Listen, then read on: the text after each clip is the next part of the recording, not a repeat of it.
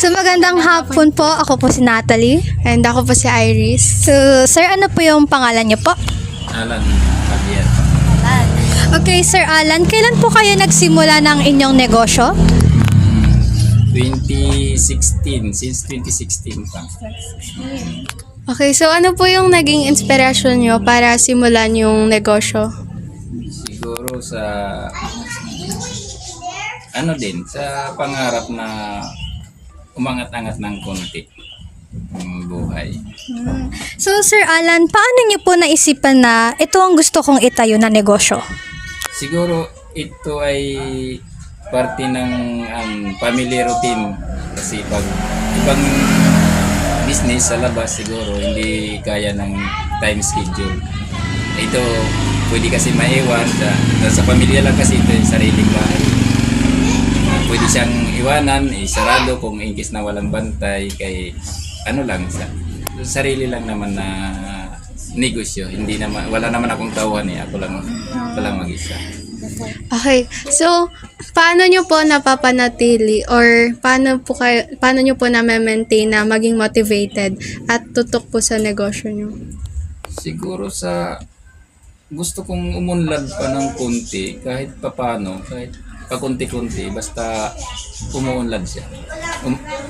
Ika nga'y nagkakaroon ng karagdagan ang halimbawa yung mga paninda, yung mga ganitong mga produkto, nadadagdagan pa siya. So nakaka-inspire naman po. So Sir Alan, anong pinakamalaking hamon ng inyong hinaharap bilang isang maliit na may-ari ng negosyo? Siguro yung time schedule. Kasi tulad niya may mga estudyante din ako ng mga anak, hatid sundo sa school, isang malaking kawalan ng oras sa negosyo. Yun, napakamalaking balakid yun. So ang dami po kami natuto ngayon. So last question is, anong payo ang maibibigay mo sa mga taong nagpaplanong magsimula ng negosyo? Siguro muna, pag-isipan muna nila yung lugar na magkakaroon sila ng customer. Saka yung pakikipagkapwa-tao sa magiging customer. Yun lang. So yun lang po. So maraming salamat po Sir Alan. Thank you po. Walang name ng store nyo po. ERJ. ERJ. sorry. Okay, ARJ. Thank you po. Thank you po. Thank you. Good luck.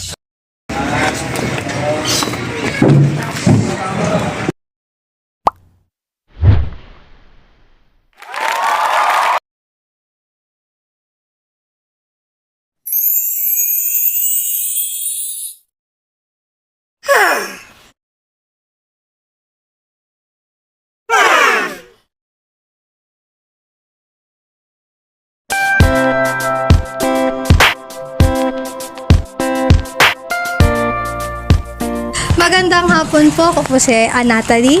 And ako po si Iris. So kuya, ano po yung pangalan niyo po? Ako nga po pala si Jake Skari Katugda. Jake po. Jane. Jake. Jake Skari Katugda. Jex. Jack. Okay. Jack lang, Jack. Jack. Okay. So Kuya Jack, kailan po kayo nagsimula ng inyong negosyo? In pandemic, kasi wala ng trabaho yung parents namin, kaya nagsimula kami mag-business nung pandemic. Ang unang ginawa namin is chicken lang, fried chicken, luto ng fried na atay, tsaka fried na balat. Hanggang sa nag-boom, lumaki, ganun. Nagkaroon ng 3 branches yung store namin. So, ano po yung naging inspirasyon nyo para simulan or itayo tong negosyo po? Yung talaga na to, accidentally lang to talaga na buo. Kasi nga, dahil sa hirap nung buhay nung pandemic, wala lang pagkakitaan ng ng tama. Kasi lahat ng trabaho na hinto, di ba? Kaya nag-decide si Papa na mag-think kung ano magandang gawin. Nag-decide siya na mag-business. Kasi may mga lumalabas-labas ng mga tao, bumibili ng pagkain. Kaya nagkaroon kami ng income. Hanggang sa nakakapon ng pera, nagtayo ng panibagong business. Nagtayo ng panibagong business. Nakaka-admire naman po.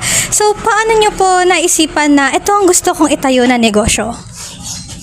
Sa ni Papa kasi is maganda kasi yung food industry kasi kailangan ng mga tao yung pagkain. Di nawawala kasi yung pagkain sa sa katawan ng tao. Nahanap ng tao yung pagkain kasi kailangan nila kumain. Kaya ano yung naisip nilang business. Tsaka ganun din. Kasi yung sa fried cook kasi ni Papa ng Jollibee dati. Kaya fried chicken talaga yung naging simula nito. So, paano nyo po na-maintain or paano nyo po nananatili na maging motivated at ipagpatuloy or nakatutok kayo sa business na? Ayun. Magandang yun kasi nga habang babalikan lang namin yung simula namin kung gaano kahirap, kung gaano talaga kahirap yung pinagmulan namin nung nagtatayo pa lang kami. Halos 3 oras na tulog, 2 oras na tulog lang para lang mapataguyod yung business hanggang sa yun lumaki. Mahirap pa rin naman sa ngayon yung sitwasyon pero patuloy lang, lalaban hanggang sa matupad na yung pangarap na goal namin. So, anong pinakamalaking hamon na inyong hinaharap bilang isang maliit na may-ari ng negosyo? Yung hamon na yun nga po, yung dahil sa mga pagtaas ng bilihin ng presyo sa mga kadiwa kasi kami naman malengke para mas mura yung mga product na nabibili namin. Tapos ayun, dahil sa pagtaas nun, apektuhan din yung mga presyo namin. Halimbawa, tumataas yung presyo namin tsaka naninibago yung mga customer, parang sumasama ang loob kasi tumataas din yung benta namin. Kaya mas pinipili namin na i-balance yung mga binibili namin product sa kadiwa. Halimbawa, kung bibili kami ng gulay worth na kaya namin ibenta sa mura na presyo para yung mga customers sa amin pa rin malapit. So, last question po is, ano po yung payo nyo na maibibigay sa mga tao na nagpaplano magsimula ng negosyo? Ayun nga po, yung mapaplano ko lang is still motivated, makinig ng mga videos about motivational speaker like sila RDR, yun, magaganda yan sila mag-motivate sa mga kabataan na gusto matuto talaga ng business. Kaya yung yung mapapayo ko lang is kung gusto nila mag-umpisa ng business, dapat matibay yung loob nila na magsimula. Kasi hindi simple yung pagpasok ng business. Napakahirap, as in mararanasan mo yung tulog na hindi mo talaga ini-expect na normal. Ayun, napakahirap. Ano po palang name ng store na to? Ito ay AFC dati kasi kaso hindi siya inano ng kaya pinalitan yung name. Okay. Hanggang sa naging Haji and Tricia Lutong Bahay. Ito yung dati name. Yun lang po. Thank you So, maraming salamat po sir and magandang hapon po ulit.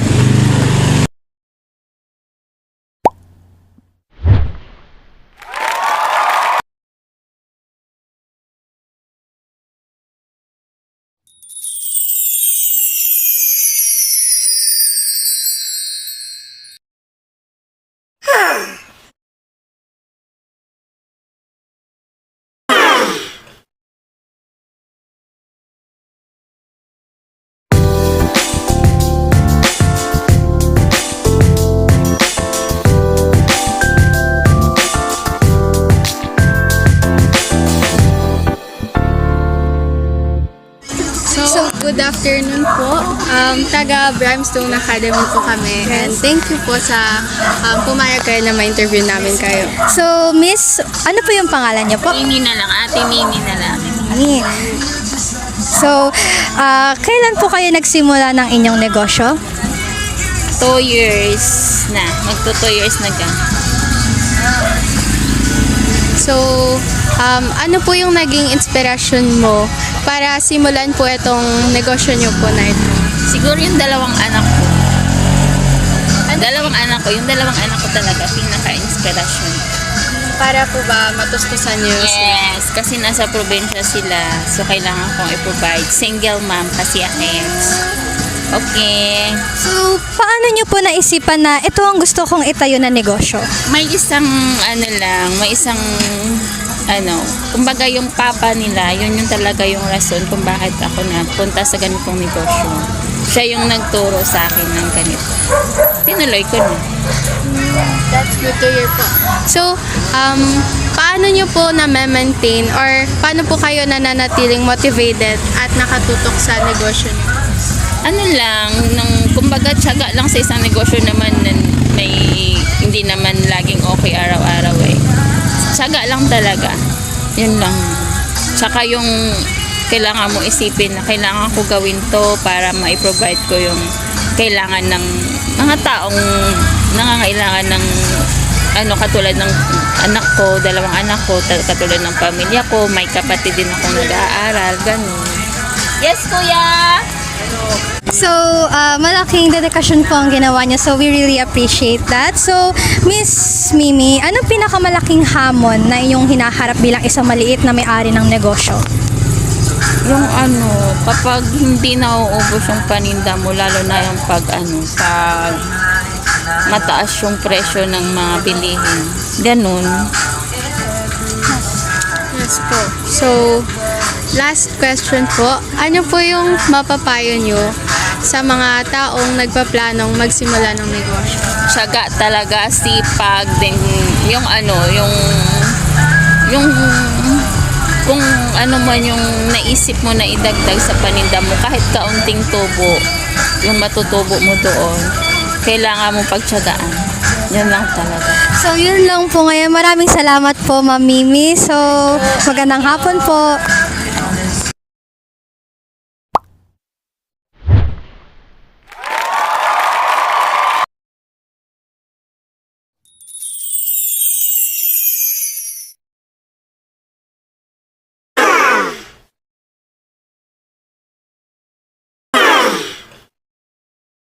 Okay, sige po. Magandang hapon po, Ma'am Faith. So, ano po mas preferred niyong language na pwede namin matanong sa'yo? Tagalog. Okay, so, kailan po kayo nagsimula ng inyong negosyo?